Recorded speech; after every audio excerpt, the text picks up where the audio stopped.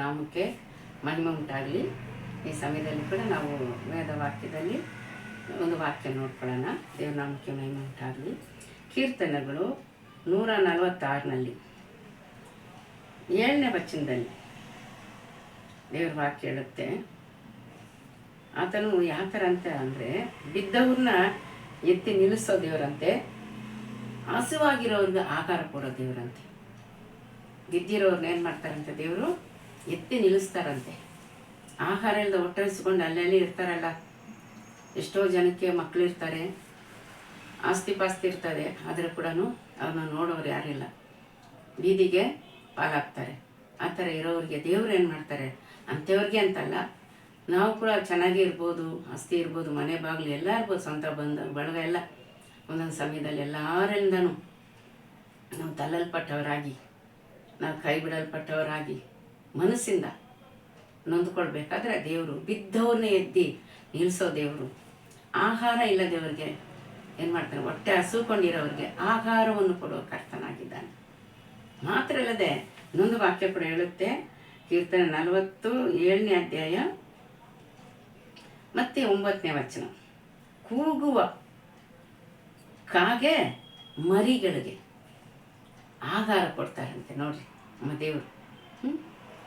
ಆ ಕಾಗೆ ಮರಿಗಳು ಒಂದು ಲೆಕ್ಕದಲ್ಲಿಲ್ಲ ಅಲ್ವಾ, ಆದ್ರೇನು ಅದು ಕೂಗುತ್ತಂತೆ, ಆತನ ಏನು ಮಾಡ್ತಾನೆ, ಅದಕ್ಕೆ ಹೊಟ್ಟೆಸು ತೀರಿಸ್ತಾರಂತೆ, ಅದಕ್ಕೆ ಆಹಾರ ಕೊಡ್ತಾರಂತೆ.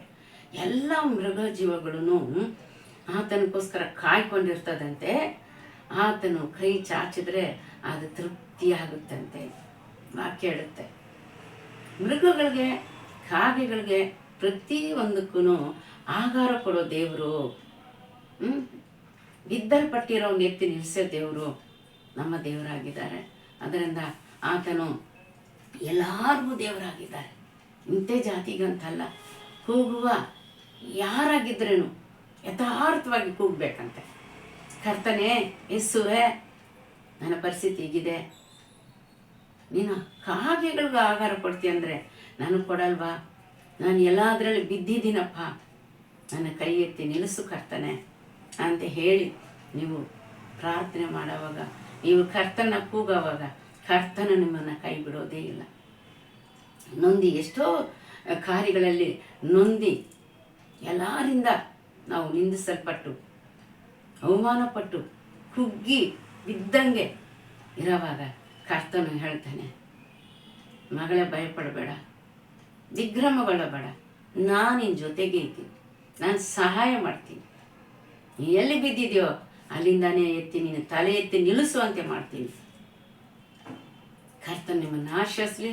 ಮಾತ್ರ ಅಲ್ಲದೆ ಯಾರ್ಯಾರು ಇವತ್ತು ಮನಸ್ಸು ಕುಗ್ಗಿ ಇದ್ದೀರೋ, ಯಾರ್ಯಾರು ಕಷ್ಟದಲ್ಲಿದ್ದೀರೋ, ಕಾಯಿಲೆ ಇರ್ಬೋದು, ಸಾಲ ಇರ್ಬೋದು, ಫ್ಯಾಮಿಲಿ ಮ್ಯಾಟ್ರ್ ಆಗಿರ್ಬೋದು, ಆದರೆ ಕರ್ತನು ನಿಮ್ಮನ್ನು ಆಶೀರ್ವದಿಸಲಿ. ಒಂದು ಪ್ರಾರ್ಥನೆ ಕೂಡ, ಚಿಕ್ಕ ಪ್ರಾರ್ಥನೆ ನಿಮಗೆ ಮಾಡ್ತೀನಿ. ಯಾರ್ಯಾರು ಕಷ್ಟದಲ್ಲಿದ್ದೀರೋ, ಯಾರ್ಯಾರು ಕಾಯಿಲೆದಲ್ಲಿದ್ದೀರೋ ಅವನ್ನೆಲ್ಲ ಕರ್ತನ ಇವತ್ತು ಬಿಡುಗಡೆ ಮಾಡಬೇಕಂತ ಪ್ರಾರ್ಥನೆ ಮಾಡ್ತೀನಿ. ಕರ್ತನೆ ಸ್ತೋತ್ರ, ರಾಜ ಪರಿಶುದ್ಧನು ಕರ್ತನೆ. ಅಪ್ಪ ನೀವು ಸ್ವಾಮಿ, ಯಾರ್ಯಾರು ಕರ್ತನೆ, ಹೌದು ರಾಜ, ವಾಕ್ಯ ಪ್ರಕಾರವಾಗಿ ಎಷ್ಟೋ ಸಮಸ್ತಗಳಿದೆಯಪ್ಪ, ಇವತ್ತು ಕಣ್ಣೀರಿಂದ ದುಃಖದಿಂದ ಇದ್ದಾರೆ.